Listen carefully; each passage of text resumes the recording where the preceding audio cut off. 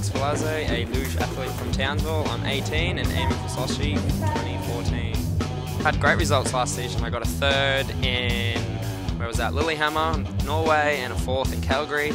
And then I started racing junior. That was from a lot higher starts, and got a lot more confidence on all the tracks there. I have 5 more races overseas first up before the Olympics, starting in like the end of September, and then I have to come at a certain percentage of athletes to qualify for the Olympic race.